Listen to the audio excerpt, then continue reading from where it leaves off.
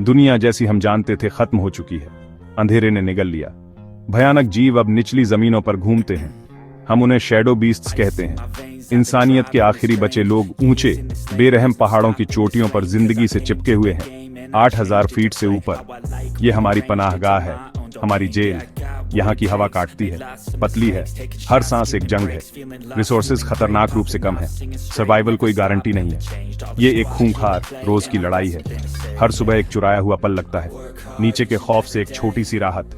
खतरा हमेशा मौजूद रहता है। हमारी बस्तियां नाजुक हैं, बेरहम चट्टानों में तराशी हुई। हम उन्हें स्काई हेवेंस कहते हैं। इन दरारों से हवा गरजती है, एक लगातार मातम भरा गीत। ये हमारे खतरनाक किले हैं, कड़ाके की ठंड के खिलाफ, लगातार भूख के खिलाफ, और उन जानवरों के खिलाफ जो परछाइयों में पीछा करते हैं, शैडो बीस्ट्स। वो डरावने सपनों के जीव हैं। वो निचली दुनिया के दम घोंटू अंधेरे में शिकार करते हैं। ऐसा लगता है कि वो हमारी ऊंचाई की तेज धूप से डरते हैं, लेकिन उनकी भूख कभी नहीं मिटती, उनका सब्र हमेशा का। हम उनके फंसे हुए शिकार हैं। 8,000 फीट की ऊंचाई सीमा बनाती है, एक भयानक अनदेखी लकीर। हम इसे फायर लाइन कहते हैं। इस ऊंचाई के नीचे दुनिया उनकी है, शैडो बीस्ट्स की। उनकी जानवरों जैसी चीखें और डरावनी दहाड़ें ऊपर गूंजती हैं। उनके राज की एक लगातार भयानक याद, फायर लाइन। इसका नाम असली आग की वजह से नहीं है, बल्कि उस जला देने वाले, सुन्न कर देने वाले डर के लिए जो ये पैदा करती है। वो लकीर जिसे हमने सोचा था हम कभी पार नहीं कर पाएंगे। वो लकीर जो हमारी नाजुक जिंदगी को पूरी तबाही से अलग करती थी। अब तक फैसला हम पर थोपा जा रहा था। इन स्काई हेवेंस में जिंदगी बेरहम है। ये हौसले को पीस डालती है। उम्मीद एक कीमती चीज बन जाती है, तूफान में टिमटिमाती मोमबत्ती जैसी। बच्चे इस कठोर सच्चाई में पैदा होते हैं। उन्होंने कभी हरी घास नहीं देखी या हल्की धूप की गर्मी महसूस नहीं की। वो सिर्फ काटती हवा को जानते हैं, ऊंची चोटियों को, अपने बड़ों से फुसफुसाकर कही गई कहानियों को। एक खोई हुई दुनिया की कहानियां, एक जीती जागती दुनिया, एक दुनिया जिसे याद रखने के लिए हम बेतहाशा लड़ रहे हैं, एक भविष्य जिसे बनाने के लिए हम बेतहाशा लड़ रहे हैं। ये संघर्ष हर चेहरे पर, हर थके हुए दिल में छपा हुआ है। राजन कभी एक सिपाही था, पहले के जमाने में। अब वो एक टूटा हुआ आदमी है, खोए हुए साथियों के चेहरों से परेशान। उस खौफनाक फायर लाइन के नीचे खो गए। उसकी सबसे बड़ी लड़ाई अब अपनी बेटी के लिए है, नन्ही लीला। वो मुरझा रही है। एक अजीब लगातार रहने वाला पहाड़ी बुखार उसे जकड़े हुए है। पतली हवा कोई सुकून नहीं देती, कोई इलाज नहीं। वो ये भारी बोझ उठाए हुए है। उसके कॉम्बैट स्किल्स वक्त के साथ कुंद हो गई हैं, निराशा से। लेकिन एक बाप के दिल की आग बुझी नहीं है। वो लीला के लिए जहन्नुम में भी चला जाएगा, और शायद उसे जाना पड़े। लीला बहुत छोटी है, बहुत नाजुक। उसकी कमजोर खांसी उनके ठंडे पत्थर के घर में गूंजती है, दम घोंटू खामोशी में दिल दहला देने वाली आवाज। वो नीचे की दुनिया के सपने देखती है, वो दुनिया जिसके बारे में उसके पिता धीमी आवाज में बताते हैं। एक दुनिया जो अनगिनत खतरों से भरी है, लेकिन शायद उम्मीद की एक किरण भी है, इलाज का एक मौका। उसकी मासूम रूह उनकी अंधेरी दुनिया में एक नाजुक रोशनी है। उसकी बिगड़ती तबीयत एक खौफनाक टिक टिक करती घड़ी। वो सिर्फ एक बच्ची नहीं है, वो उनके धुंधले होते भविष्य की निशानी है। डॉक्टर एरिस थॉर्न एक साइंस का आदमी है, एक बायोलॉजिस्ट। वो जुनून की हद तक पहाड़ों के कम पेड़ पौधों पर स्टडी करता है, जवाबों की तलाश में, किसी भी सोल्यूशन की तलाश में। वो एक मायूस थ्योरी से चिपका हुआ है। उसका मानना है कि लीला की बीमारी का इलाज मौजूद है, लेकिन वो बहुत नीचे है, गहरे मनाही वाले इलाके के अंदर, शैडो लैंड्स में। उसे एक कभी न हार मानने वाली साइंटिफिक जिज्ञासा चलाती है, समझने की एक गहरी बेताब जरूरत। इस मुसीबत पर जीत पाने के लिए वो पुरानी किताबें पढ़ता है, भूले हुए ज्ञान के टुकड़े, एक अनोखे पौधे की कानाफूसी, एक पौधा जो नामुमकिन तौर पर गहरे साए में पनपता है। सेराफीना एक योद्धा है, जवान, खूंखार, किसी से समझौता न करने वाली। वो फायर लाइन पर गश्त करती है, बढ़ते अंधेरे के खिलाफ एक पहरेदार। उसने शैडो बीस्ट्स का सामना किया है, उनकी वहशत अपनी आंखों से देखी है, उनके बेरहम पंजों से बहुत से दोस्तों को खोया है। उसे नीचे के किसी भी मिशन पर गहरा शक है। उसके लिए ये बेवकूफ़ी भरा काम है, मौत की पक्की सजा। लेकिन कमांडर ईवा रोस्तोवा, उनके स्काई हेवन की शांत लीडर, जिंदा रहने का मुश्किल हिसाब समझती है। ईवा को दर्दनाक फैसले लेने पड़ते हैं। कभी कभी सर्वाइवल के लिए सबसे बड़े रिस्क उठाने पड़ते हैं। भविष्य एक धागे से लटका हुआ है, गैप 2S। आखिर वो नामुमकिन फैसला ले लिया गया। एक छोटी बेताब टीम नीचे जाएगी, वो फायर लाइन पार करेंगे। राजन बिना झिझक के आगे आया, लीला के लिए। डॉक्टर एरिस थॉर्न, उसका दिमाग उस मुश्किल से मिलने वाले इलाज पर टिका था। सेराफीना, जो जाना नहीं चाहती थी, हिफाजत के लिए।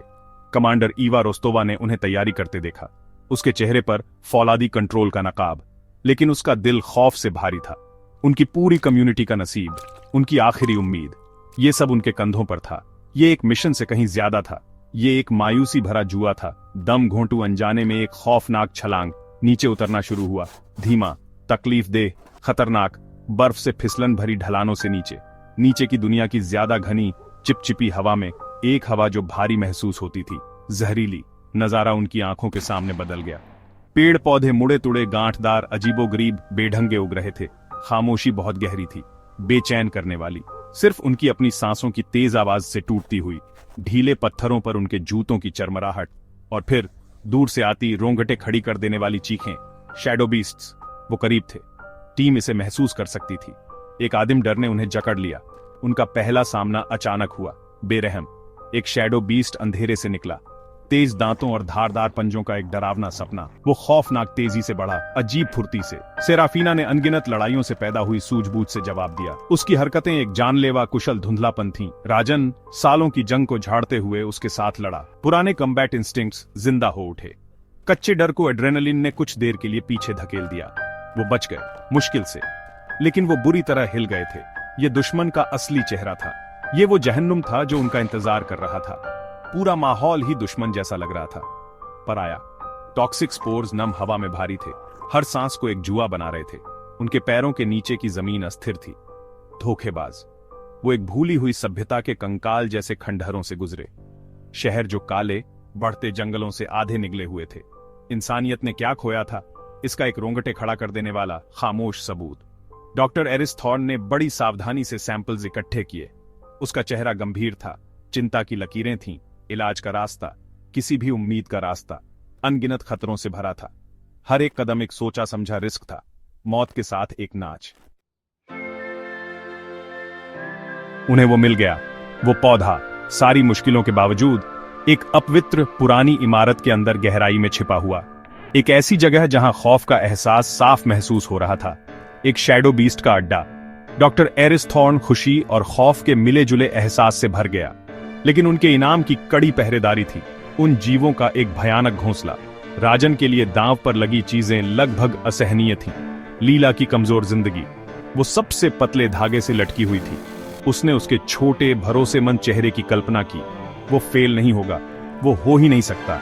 ये उनका एक अकेला मौका था, कोई दूसरा नहीं होगा। आखिरी मुकाबला हिंसा का बवंडर था, जिंदा रहने के लिए एक बेताब, अफरा तफरी वाली लड़ाई। कुर्बानियां तो होनी ही थीं, और वो दी गईं। एक जवान स्काउट, जो मुश्किल से लड़का ही था, उसने ध्यान भटकाया। एक बहादुर, निस्वार्थ मुकाबला। उसने उन्हें कीमती, जरूरी सेकंड्स दिलाए। उसका नाम सम्मान पाएगा, उसकी हिम्मत एक मिसाल बनेगी। सेराफीना एक घिरी हुई शेरनी की तरह लड़ी, गुस्से और फौलाद का बवंडर। राजन, जिसके सिपाही वाले इंस्टिंक्ट्स पूरी तरह जाग चुके थे, उसने एरिस की हिफाजत की, उसे बचाते हुए जब वो कीमती सैंपल्स को ध्यान से रख रहा था। उन्हें बचना था, उन्हें सरवाइव करना था। ऊपर चढ़ना एक थका देने वाली कड़ी परीक्षा थी। वो एग्जॉस्टेड थे, जख्मी थे, पस्त थे, लेकिन उनकी मुट्ठी में उम्मीद की एक नाजुक चिंगारी थी, पौधे का एक्सट्रैक्ट। स्काई हेवन में वापस डॉक्टर एरिस थॉर्न तेजी से काम कर रहा था। लीला तेजी से मुरझा रही थी। राजन धड़कते दिल के साथ उसकी तरफ भागा। कीमती एक्सट्रैक्ट दिया गया। फिर उन्होंने इंतजार किया, एक तकलीफ दे, रूह कंपा देने वाला इंतजार।